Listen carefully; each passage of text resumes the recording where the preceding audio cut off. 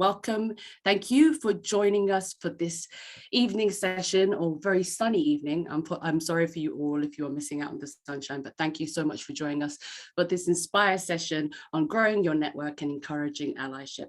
I am your host, Carolyn Amalinde Baguma Allen, and I'm the Senior Community Program Manager, supporting all the coordinators in our host cities, which are Birmingham, Bristol, Leeds, Liverpool, Swansea, London, Leicester.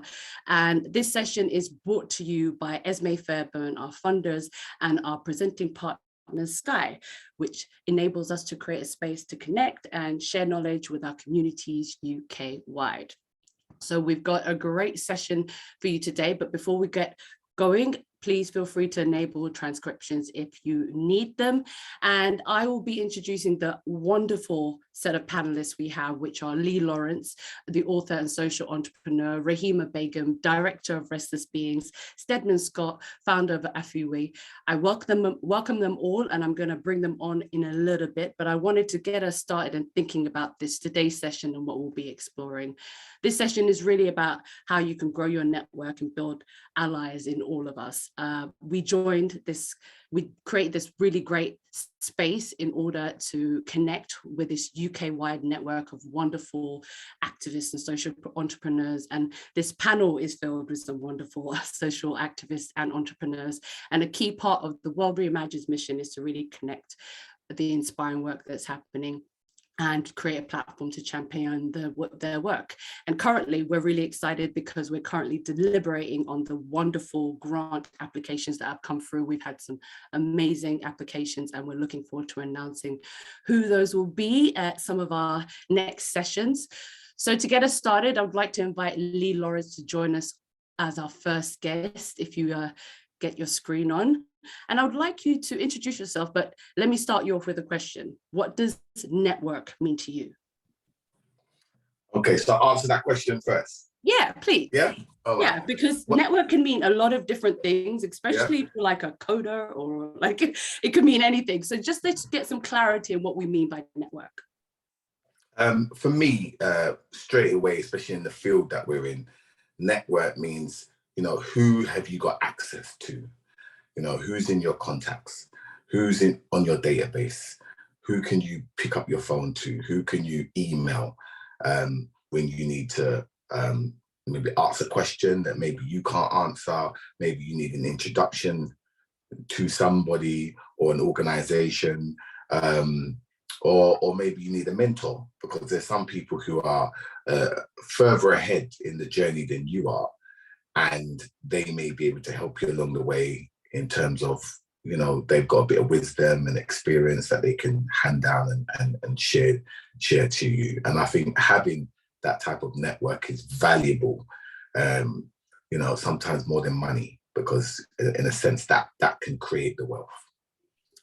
That's perfect. You encapsulated the ethos of what we're trying to create here. So I'm really glad that that was the first question I asked you, but please tell everybody a little bit more about you and your work and what you do. So my name's Lee Lawrence. I'm an advocate. I'm a social entrepreneur. I'm a speaker and an author.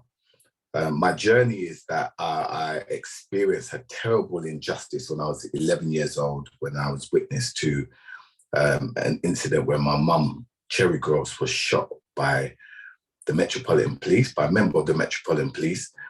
And as a result of that shooting, she was left paralyzed. The incident itself happened in Brixton in 1985, and it was the catalyst for the 1985 Brixton uprisings.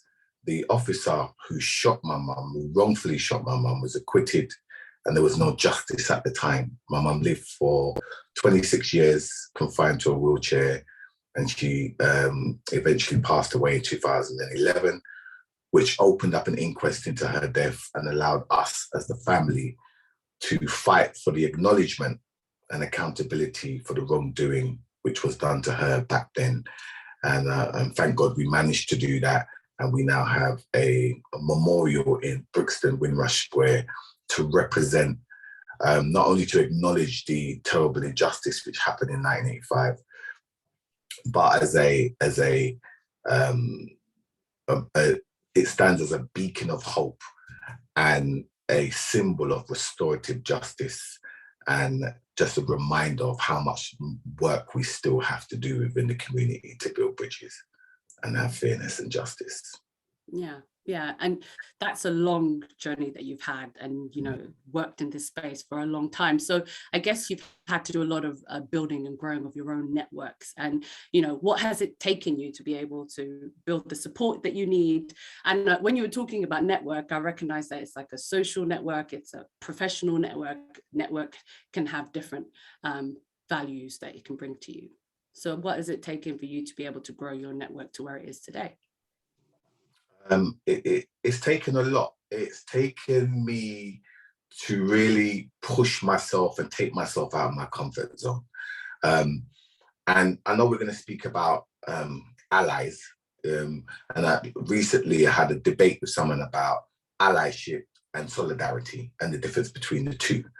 And I think there's a stark difference, because when you stand with someone in solidarity, that means you're saying, I feel your pain. I know what you've gone through.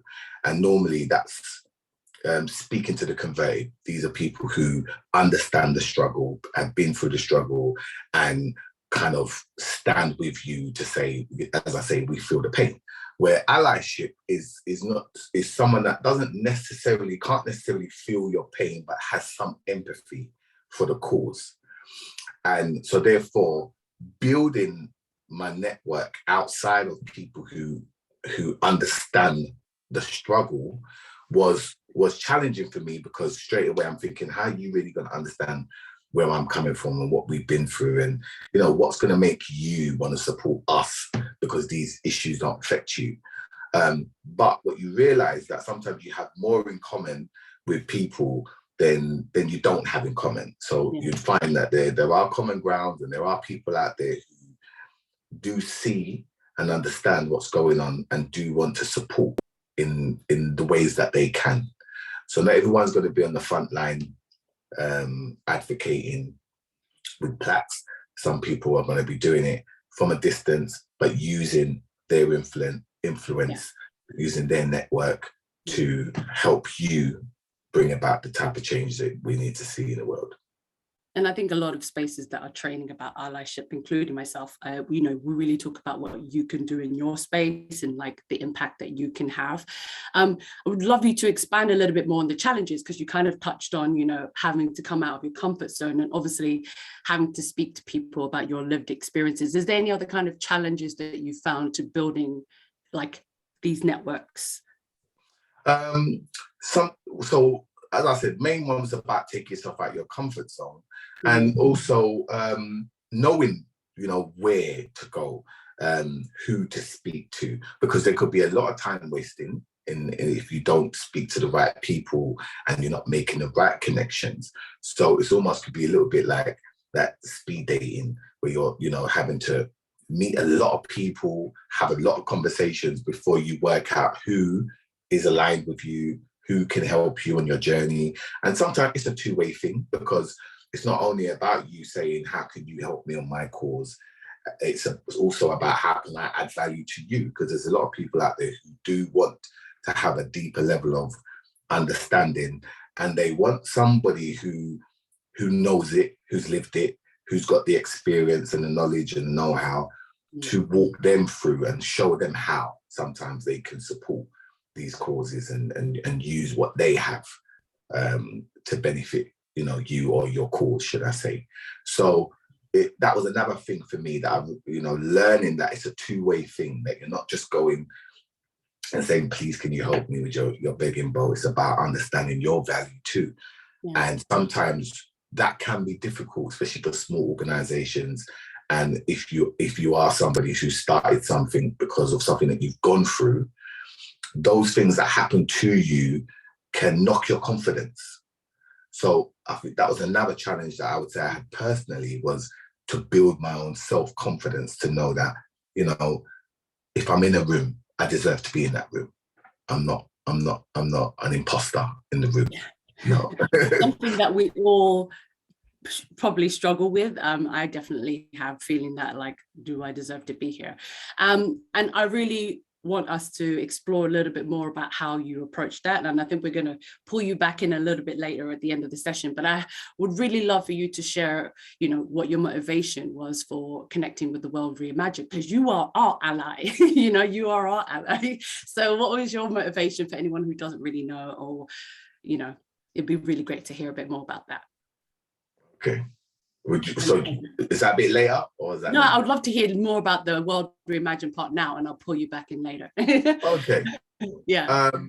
So I would say, although you said I'm an ally, I see myself as someone standing in solidarity, because my experience, my lived experience, is intrinsically linked to what the World Reimagined stands for.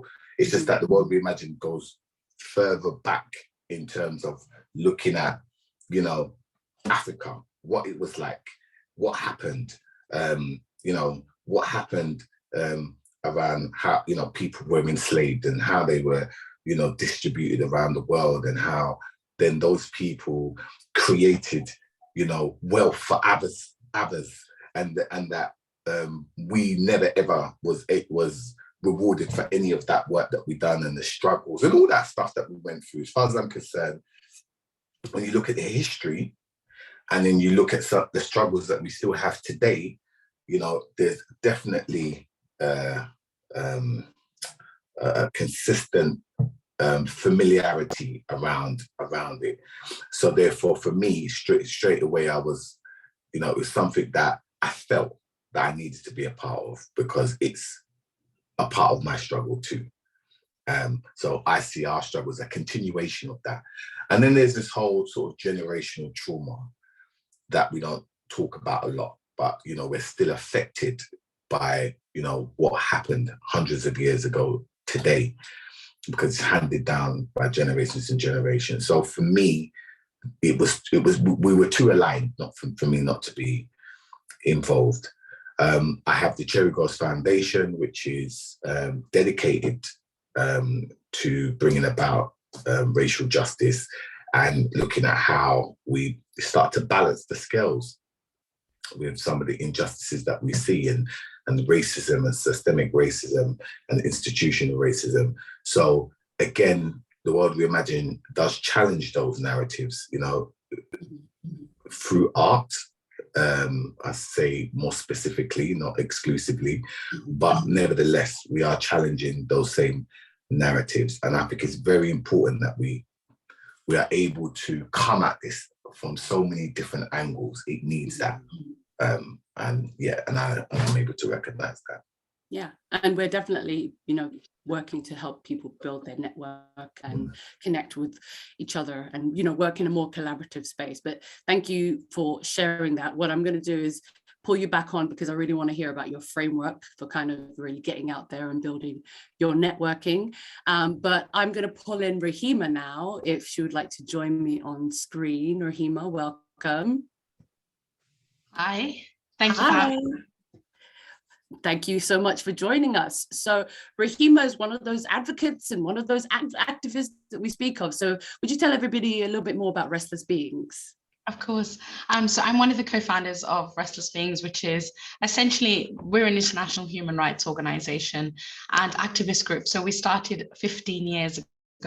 And it was sort of in the wake of, I guess, at the risk of sounding incredibly cheesy, feeling really restless with the world. When you kind of think, right, okay, so we have the whole industry of charity at large, and then we have activist groups, and then there's kind of the alignment that happens, and then sometimes the not so aligning that happens.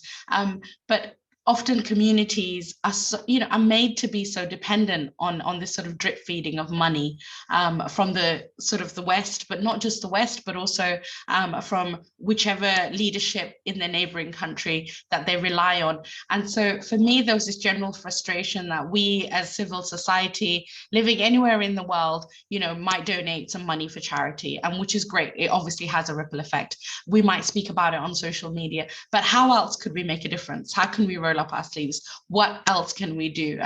We can hit the streets, we can protest. And so I guess it was, I was fresh out of university, generally campaigning for a bunch of different causes that I felt passionate about, but feeling like, I was doing a little bit of everything, but how could I bring everything together into a space where other people like myself felt equally frustrated and we could do something about it? And so, yeah, that's when Restless Beings started. It was a really simple platform. Carolyn, at the time, we didn't even, there was just Facebook, there was no Instagram, there was no Twitter.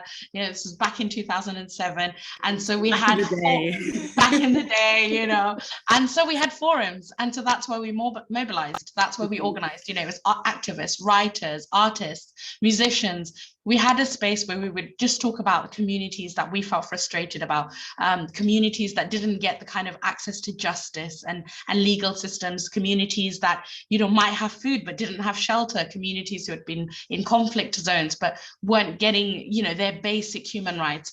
And it was just a safe space to share. There was no plan for it to turn into an organization that would then eventually work on tangible changes. It was just supposed to be a space for us to be able to express and to organize and to try and come up with ways to support. And so over the years, organically, it became the organization, which it is now. And so now, we are kind of in between three things. We're an activist group. We also do advocacy work. So, everything from contributing to policies, local and global policies, to directly working towards, sort of agitating governments, but also advising governments to do more, especially governments that are sort of, have despotic leadership and failing leadership. And finally, one of the things that we do is direct change. So, for example, any community that might be fleeing for their safety to neighboring communities, we're one of the organizations that will work on being on the ground, but not just providing shelter, but also saying like, okay, guys, what else do you need beyond the shelter and food? Are you getting your basic sanitation? Are your children safe? What about the elders in the community? And not taking that sort of Western charity development model, but actually going, right, let's work with the leadership within your community and let's work shoulder to shoulder, as you would with friends, as communities should work together. So it's kind of flipping the idea of charity into something which is more grassroots, which is holistic, which is respectful of every community leadership, and kind of working towards, and this is why I love the World Reimagined, working towards reimagining how we support each other. And that's kind of the approach we take at Restless Beings. So yeah, that's it. That's pretty much what we do. That's impressive to go from kind of a forum to, an international human rights organization. And how did you get people to engage? I think, one of the things that we're aware of is that some of the journey that everyone has to go on this shared history is, traumatic, as Lee said. And how do we get people to engage in things that maybe we don't want to see or we don't want to address, especially, something as big as human rights? How did you mobilize a network to kind of help you build that and that support? I mean, I really connected with a lot of what Lee was saying and resonated with, what he said about kind of mobilizing when we're trying to get that allyship. It wasn't easy in the beginning because we were looking at the kind of topics that we were trigger warning. We were looking at child rape. We were looking at children that were working in the world of prostitution, pornography. These were children that were being trafficked outside of Bangladesh into neighboring countries, into Thailand, into India. We were looking at bride abduction issues in Kyrgyzstan. We were looking at issues that concerned the 2.9 million refugees, that were in West Africa. It's growing. It wasn't the case, and now they're in the sub-Saharan desert, and then in the last few years since the Boko Haram incident, it's grown up to 2.9 million.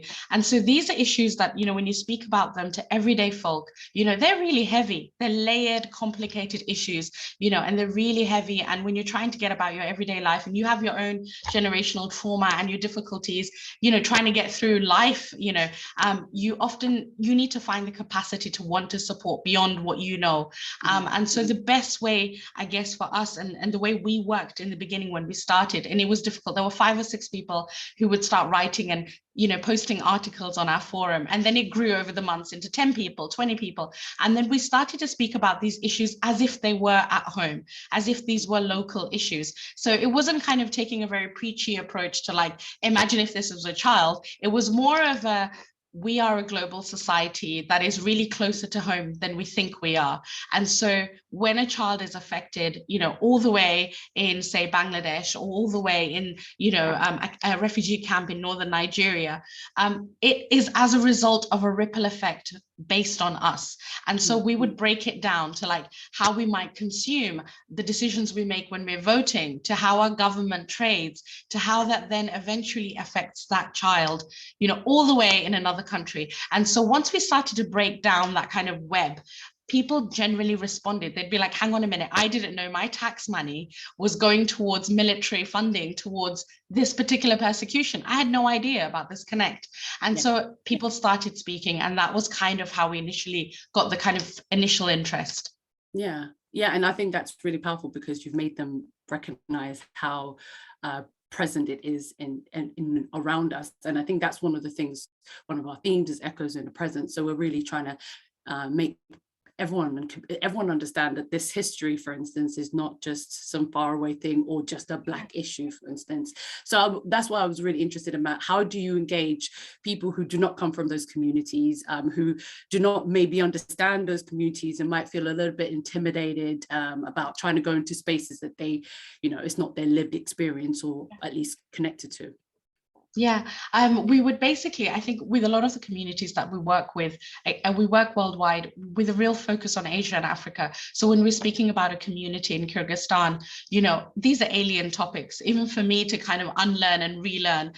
It's bringing some of these practices that take place, such as abduction, bride abduction, they originally come from a romantic tradition. And so when they're abused and, and it's, affecting women's rights, we have to be really sort of sensitive about how we might speak about that object and speak about that kind of subject. And then when we're speaking about it, where we're living in London, communities, from all over the world, living in a metropolis of a city, you have to speak about a community in the most sensitive way possible, but also start speaking about it from a sort of a storytelling perspective. And so we would start storytelling. We would gather in events. We would have live music events. We would storytell in protests. So there was an element of storytelling on the forums, on the website. There was storytelling through film, through art, and that initially, that creativity, which is at the heart of everything that we do, kind of opened up the communities to everyone else. And so suddenly you knew that, okay, hang on, I know this happens within that community,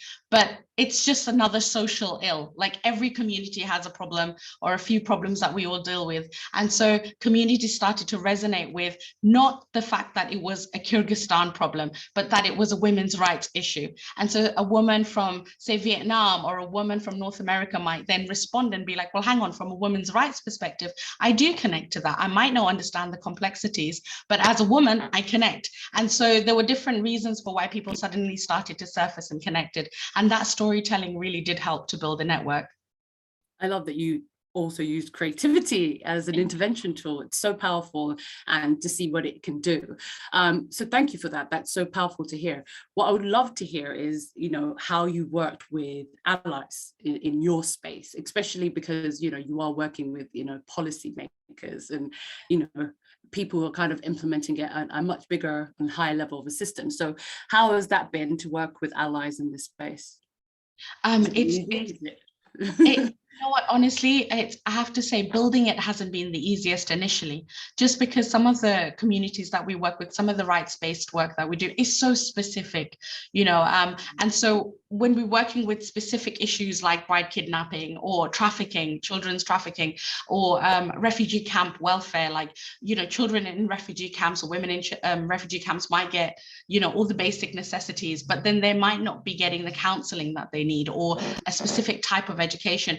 And so because they're so specific, in terms of their issues and their rights work, we needed to find ways to make them A, interesting, B, in order to grow allyship, we needed to think of ways to make it accessible. And so one of the big things that we did was actually look at human rights from the micro level into what would be a wider way of looking at it. So for example, when we would speak to our allies, a lot of our allies have similar issues that they're working with within their regions or within locally.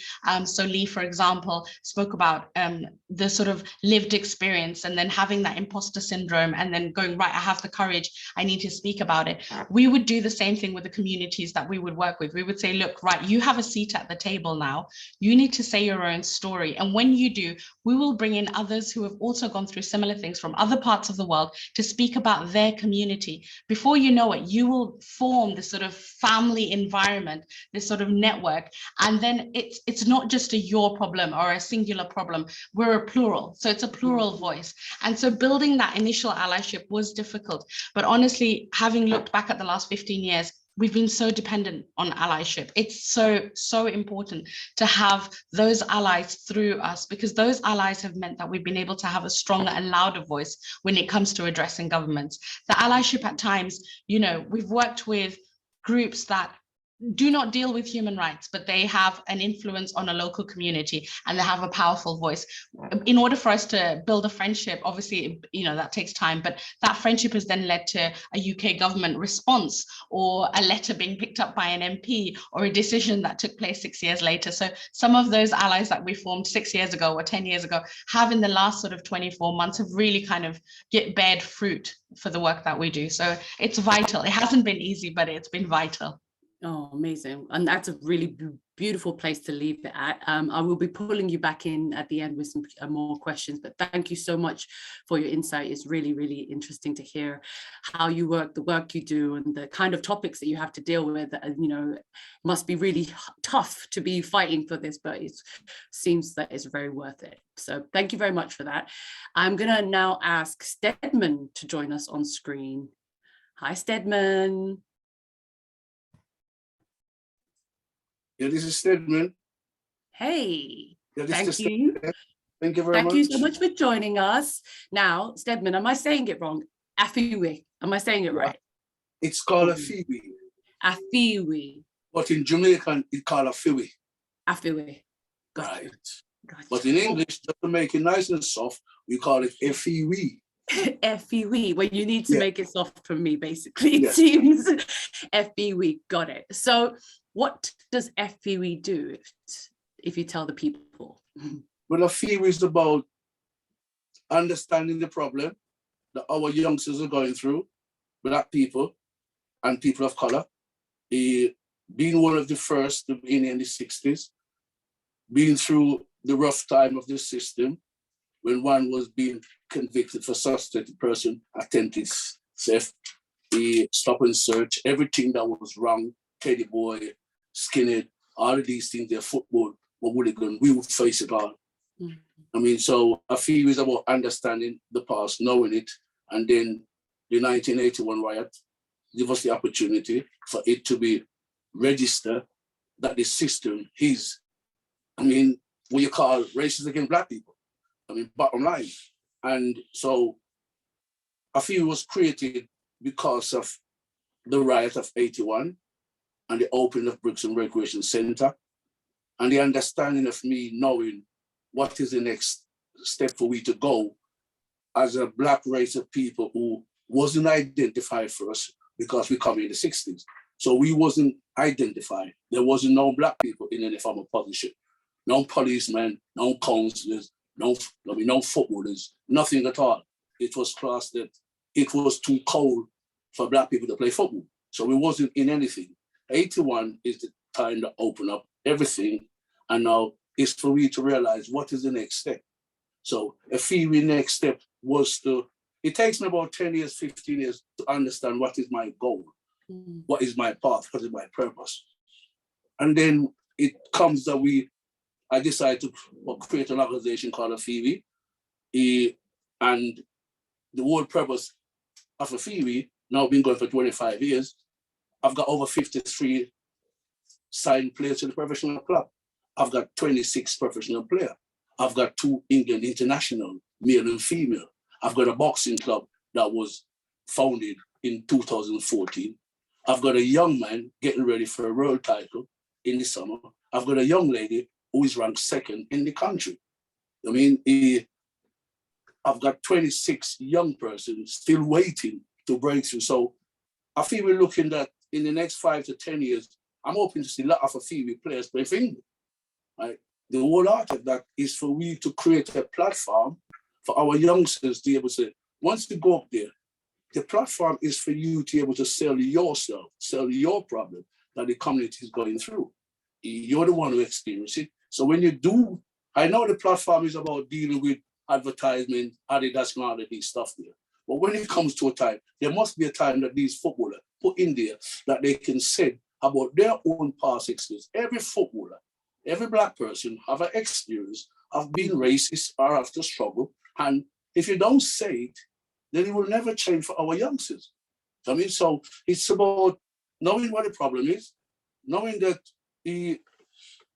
our strength is our community. Like I always say to people, my family is my community, okay? If I don't think of my community as my extended family, then that means I am weak. You know, I want my kids or whatever it is, my family to be safe. So you know, have to make sure you looking at the kids in your community and put the effort into them, just as how you put into your kids. So when your kids walk outside or when you walk in your community, you like a grandfather, you like a mother, you like one of these old people that have wonderful story that if you go to their house, food is always there. Okay? The hospitality. So that is what there. So that's what I know that you've got these amazing sports legends, that's what I'm understanding that you're creating. Yeah. So what was your motivation for kind of focusing on sports? Was it kind of a way of getting young people to engage in physical activity, or what was the thinking behind it? Sports is the opportunity for our young people to change their life. Okay? We have been, I remember as a young person growing up, every Black person has the same problem. Our mothers and fathers always tell us to go and get educated.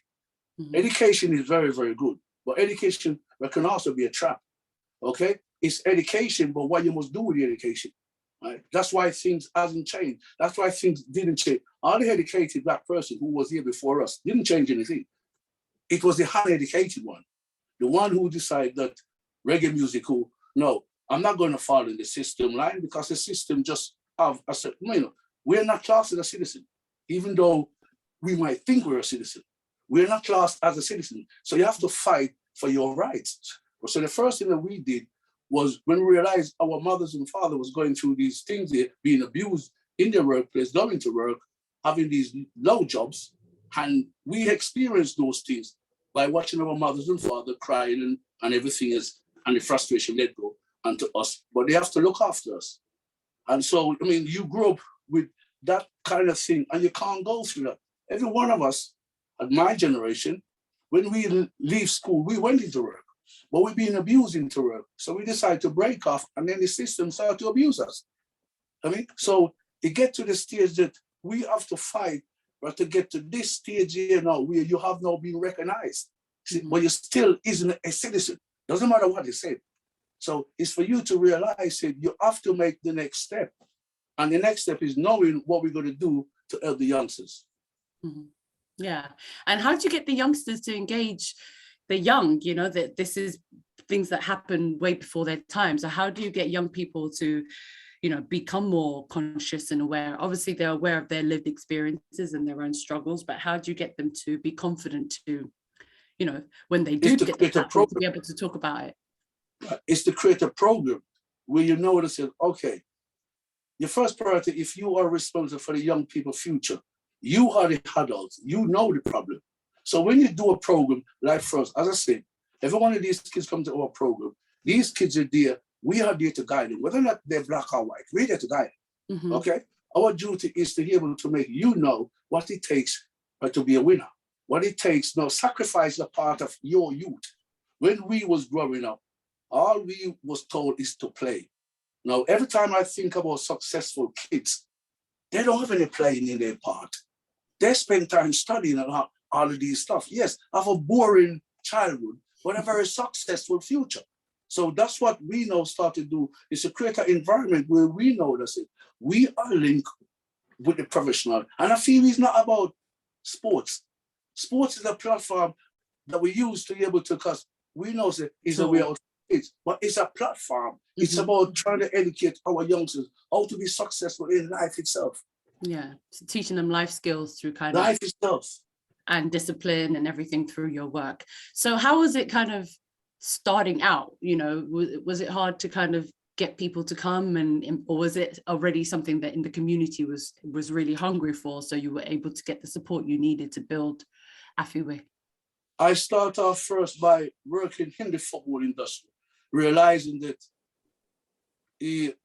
for me to help our community, I've got to make sure I am successful in the professional game, because they're not going to come into my community, because it's a community that is very, very rough. It's a community that have a name that people ain't going to come in. So, but for these kids to have a chance, you have to have somebody in there who can cope with those kids' mentality in the community, but at the same time have the understanding of what is required for them to be able to have the right mentality to go forward.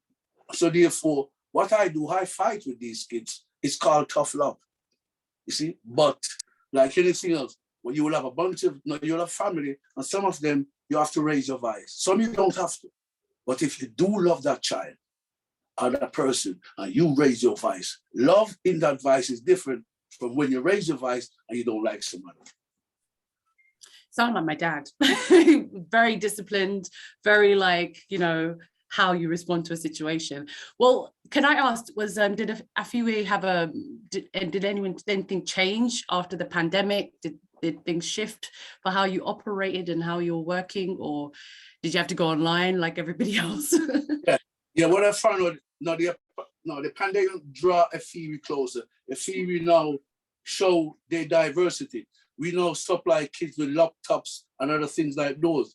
They come use Zoom. So they have other ways of actually kids who are locked up indoors, don't have anything doing, don't have any computer. We don't get funding, and they start to supply these kids with so-called laptop that we can actually do service during the pandemic. So again, that's to show the variety and the way Afiwe can adapt to certain situations. As I said, it's about making sure you keep the positive environment and the kids don't just drift too fast. Because our kids don't have anything positive. Yeah. When they go to school where it's mainly Black kids and kids of color. Yeah. When we went to school as a boy, we have to learn to be English. Okay? Our kids now are stuck into an environment that is like saying that he doesn't really see the English side of this country unless he's got money to go to private school or stuff like those. Which again, that could be a drawback why our youngsters are into these so-called post-school things. So you have to look in a bigger picture. We can't just one thing. You have to look at the wider picture, because we are the one who's facing it. So it doesn't make sense we sit here. We are the one who are going to face where our kids die. So we got to make sure we grab the bull by the arm and challenge the system so our future is safe. Yeah, I totally agree. Thank you very much for that. It's really good to hear your work and how you work with young people and how you're helping them really have aspirations and, like, you know, fight for themselves while you fight for themselves. And I think from what I'm hearing from all of three of you, I think just to recap, I think it's really building a supportive culture is the value of kind of growing your network, really developing a culture that is supportive, that has resources, and I think is essential to building a sustainable network, and obviously resources, because especially during the pandemic, a lot of community organizations really either had to close down or they lost capacity, and they're really working on a shoestring budget, for instance. So really working and building a network that can also be another way of driving and building your own resources. But I think it's also great that we're now looking at how we can work flexibly and work with different operating styles and different working styles in your networks. And I think that's really where we can be innovative and we can grow together. So thank you all for that. I would like you all to stay on screen. Rahima and Lee, if you want to join. I have some just general questions, but actually let me get Lee back on before we do those questions. Lee, would you like to share a little bit more about your framework? Because we discussed this framework that you've developed from your years of experience. It'd be really great if you could share that. Hi, Rahima. Hi, Steadman. Yes, Lee. Hello, Lee. You good? Yes, nice to see you. Nice to see you too. Always late as usual. You put him to last. I've got to share with everyone. I've known Steadman for like 20 odd years, and I used to train with Steadman.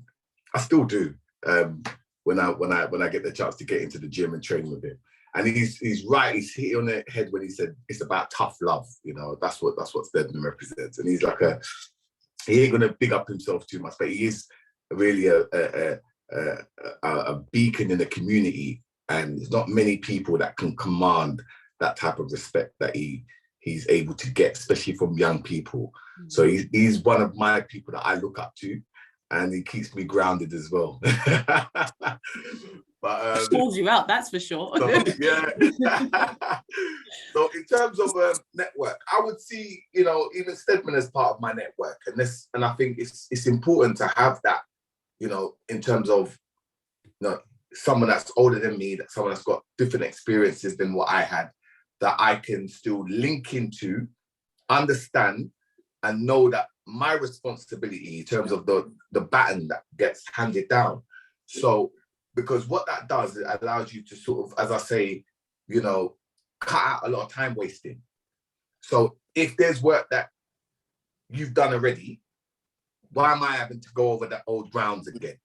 So that's part of your network too, is to make sure that you've got people within your network who have more experience than you, have more wisdom than you, and are willing to hand down that wisdom. And the same, where you're able to still feed into them about some of the current issues that you're dealing with as well. So that kind of intergenerational connection, I think, is very important.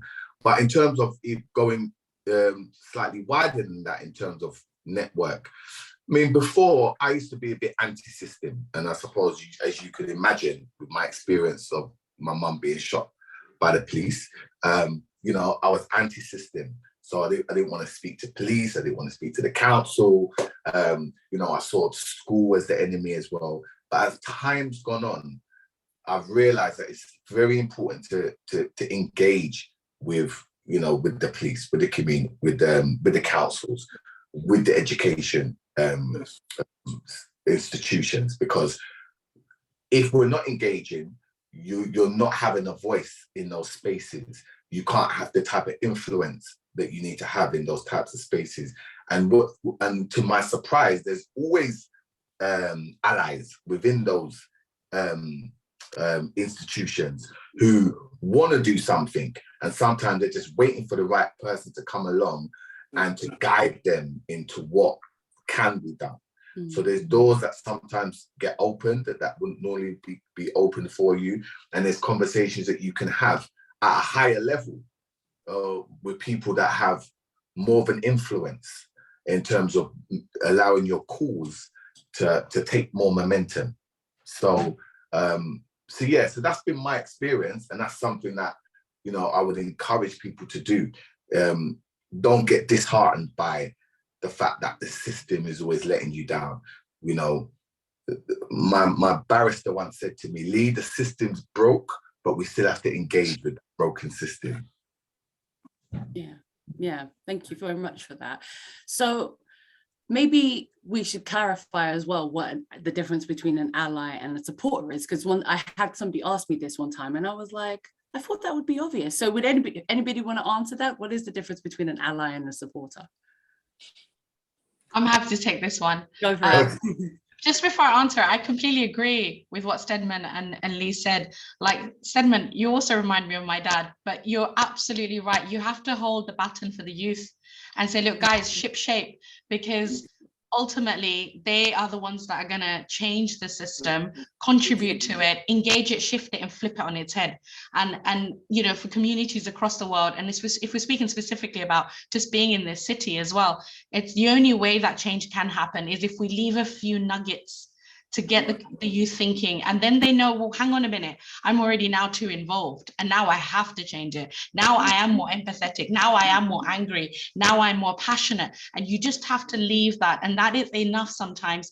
And then obviously the training and the structures, that's also very, very important. But and what you said, Lee, as well, is very much like yourself. When I, you know, fresh out of uni, activists, really angry with the world, really angry, like going, it's not enough to just donate. And, you know, you've got people across the world, charities carrying like big bags of rice, giving it to the poor, but the poor never really stop being poor. They're still poor. How do we, what's going on? What's their government doing? You know, what are we doing to affect their government? You know, how much debt is their government with our government? You know, why is their nation crippled? Because that nation was not crippled before. And so it's not just about waking up to that. And so, you know, absolutely you have to engage with the system. Without it, it's too easy to go abolish, get rid of, but it's harder and tougher, and it's a lot smarter to try and be systematic and strategic and work within and try and find a way to shift. And at the same time is also the kindest thing you can do, because it's like you're saying, you know, everyone that's working for the system, there's loads of people that actually do care. They're just trying to pay their bills, bread and butter, support their kids, and put food on the table. They probably don't agree with everything in the system. And like you said, it just takes one conversation to make them go, right, okay, I now have the courage to now also, while I'm in the system, to make a change. And that's how lasting change happens. Like the difference between as someone who is a supporter and ally, I'm again, like, this is how I look at it. I don't know if, for me, a supporter is someone who's with you, who's in solidarity, who is either your donor or the person who receives your training, or the person who comes along and, you know, goes to the protest with you or turns up to your meeting, who might do your flyering, who is there. They're there, they're ready to go with you. Your ally is someone who adds something new. There's someone who's going to go, yeah, I'm going to stand in solidarity with you. But listen, bro, maybe you haven't done this yet. I have the skills to do this. Let me do this bit. You do that bit. You help me. I help you. Let's together try and change the system, but with alternative sets of skills. So there's that slight kind of, the ally, I think, has the power to open a few new doors for you. The supporter can, but the supporter is more interested in just going with you in strength and solidarity. You need both. But the ally has this just the extra, I can open this door for you. I might want something in return, but I can open this door for you. Allyship is fundamental. Like, I look at you, Carolyn, as an ally. I'm hoping by the end of tonight, Lee and Steadman, let's be allies. But like, the only way for a healthier society is for us to build on real, solid, long-lasting allyship, for sure. Steadman, did you want to say something? I don't know if you, I think it's going to, yeah. Did you want to say something? No, I'm fine, thank you. I'm just listening. Cool.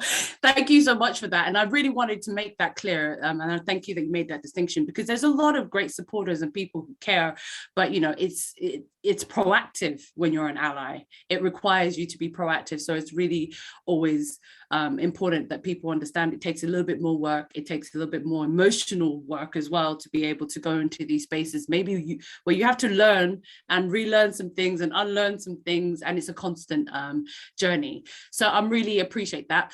Now, what would you say is anybody can answer this who wants to, how do you think you can build sustainably? Because in this world where, you know, social media has people warped and thinking like your followers equals your network, and how do you go about building your network sustainably so that you can have the longevity for your projects, like that you've all had such longevity for your projects? So what would be your advice? Success. Yeah. First, anything that lasts long is have to be successful. So you have to have your ground plan laid out. You have to be willing to sacrifice. Success based on sacrifice, giving up. So that's the bottom line. Success is longevity, because people will talk about it. Yeah. Well, I think you also kind of mentioned it earlier when you were talking about having to adapt to the need and looking at different ways of working and working diversely. I think that's another way of really building sustainably, is kind of making sure that you're shifting and kind of growing with the changing times, because let's face it, this world is just constantly unpredictable. So I agree, success it's a lot of pressure though, isn't it? You know, like everybody might think, oh, I might not be successful, but we should strive to succeed in whatever. But the bottom line is we have to let our youngsters know success is your goal.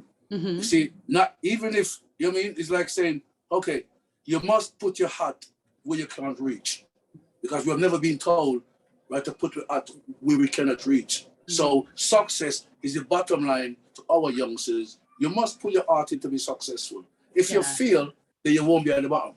Okay? So it's about reprogramming our youngsters, nothing more. You have to willing to sacrifice, and success is your goal if you want to change. Right? as they say, your nose have to bleed if you want to gain anything. So that's the bottom line. Steadman. I like that. Anybody else like to add what their advice would be? So in terms of sustainability, I would say there's probably a two-pronged approach to it. One is about quantifying what you do. You know, Steadman spoke earlier about, you know, being able to say, you know, I've got, you know, 26 boys in professional football, I've got this and I've got that. But sometimes you have to quantify, you know, the difference you're making to people's lives in order for people to be invested and to continue to be invested in what you do. And I suppose that leads to his success statement. Mm-hmm. And also it's about how are we building your organization? So that means you're constantly handing down. You know, there's people that are coming through, you're building up other people. You know, Steadman and I have conversations all the time, and one of the things he keeps speaking about is, you know, legacy and wanting to leave a legacy behind them. You know, when we've left, whatever we've started continues, right? And that's only going to happen if we bring the people in and we empower people to take our positions when we move on. And even if it is just a shift in our positions where you're saying, all right, you might be running the organization now, you might be the face of the organization, but there might be a time when you then go into more of the background and you're supporting the leaders within your organization, and they're up front now, and it's their face that people become familiar with, and so on and so forth. So I think that's, you know, it's those two things for me: quantifying what you do so that people see. Because I think when we talk about the problem all the time, we can always point out what the issues are, but we also need to balance that with saying, well, these are some of the solutions, these are some of the benefits, and all we need to do is to do more of this. So there's a lot of small organizations, you know, like us, doing the work, making things happen. And it's not about someone coming in with new ideas. It's about how can you support these organizations who already exist.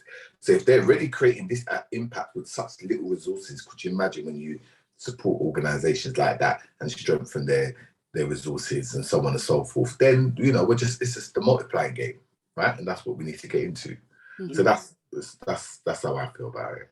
Yeah, I like that. And I think both of them are like, start with where you want to go and what you want to achieve and the impact you want to have. Did you want to add anything, Rahima? I mean, we like, again, same, like relate to both. We have this thing called bond in our organization. So it's like bond literally is like what we do when it comes to building our partnerships. And it's not formal. It's not a formal email and then, like, you know, lots of meetings. It becomes very informal. We break bread together, you know, we'll meet up and like have breakfast and then be like, okay, cool, let's do this. You know, I got a fridge delivery, you're going to help me out, but on the way we're going to talk about this. So like, you know, there's all of this. But so what bond means is there's two things, consultation and check-ins. So consultation means how much are we consulting with the people that are allies? How often do we check in with each other? Where are we at? So every single month, even if we can't check in with all our allies, we try and check in with as many as we can, or at least even one. And so one of the things that we do, for example, is we have a youth group called Tigray Youth Network. So they work with the Tigray genocide at the moment in Ethiopia, where like millions of people are starving and the government's gone crazy, the military is attacking them. I'm just simplifying the cause, but there's a lot going on in Tigray and Ethiopia. We already have an Ethiopia project, but I don't want to replicate. So I'm going to work directly with the Tigray Youth Network. They're based in London. They're super active. They're amazing young people. They're passionate, and they are Tigrayan. They know more about the community than me, British Bangladeshi, London, East Londoner, is going to know. What I might be able to bring to them, though, is how to have a real structure when it comes to advocacy. I might be able to bring some of my writing skills, or, you know, being able to speak at a particular conference, you know, at the House of Lords. What they will bring is real stories. They'll bring their passion, their activism, their effective mobilizing strategy, and so much more. And so sometimes when I connect with them, they might just say to me, listen, we don't have an office space to be able to meet. We don't know where to meet. And every time we meet in a park, because there's 40 of us, the police will turn up and tell us to keep moving. And so can we use your office? For me, an ally is being able to say, yep, you can use my office. I'll leave the keys with you. You stay here till 10 p.m., lock up after you leave. And then the next one, I'm going to sit in with you. And I'm going to tell you guys what you might need to do when you go and protest next time, or when you write the letter to the MP next time. I'm going to tell you how to rewrite that letter, and I'm going to help you write that letter. And that is what like a check-in looks like. And so that's kind of what we do. So consultation and check-in, and then helping each other through like the most basic things, like, you know, office space or simple resources. And then that in itself, you know, so the next time they do something, they'll be like, guys, do you want to turn up to this? I know it's not about your project, but it would be really good. Let's go together so that we're bigger in numbers. And so, you know, it makes it so much more powerful. Yeah, and I think the thread is that there's, you know, it's essentially sharing your knowledge, your resources. And, you know, I think one of the things we recognize in the research with the World Reimagined is that, you know, there's a lot of organizations competing for the same funds and, you know, working in the same space and feeling like there's competitiveness with each other. And it's like, how do we move from a space where we're having to fight with each other for the little that we can get, where to a space where we're working together, we're growing together, we're innovating together. So I feel like that's a really great place to leave it off, because it's 8 o'clock now and we have come to the end of our session. So I thank you all so much. You're all very inspirational. Your stories, the work you do, how you work in communities, it's really inspiring. So thank you for sharing your experience and your knowledge with us. The Inspire Sessions is part of the Inspire Community Program that's funded by Esme Fairburn and supported by our presenting partner, Sky. So if you did miss any part of this session or any of our previous sessions, all of them are recorded and will be available in our toolkit that's launching soon, but you can go over to our YouTube because we'll be uploading all of them right away. If you see if you have any questions about any of the things that we've talked about, please send us information. Please do connect with AFIWI, the Lee Lawrence Foundation and Restless Beings, and see more of their great work, because this was a very short period of time and it was, you know, we couldn't really express how great it is what you are doing in the community. So I really appreciate you taking this sunny evening with me, and I wish you a really good evening, and thank you to everyone that joined us. See you at the next session.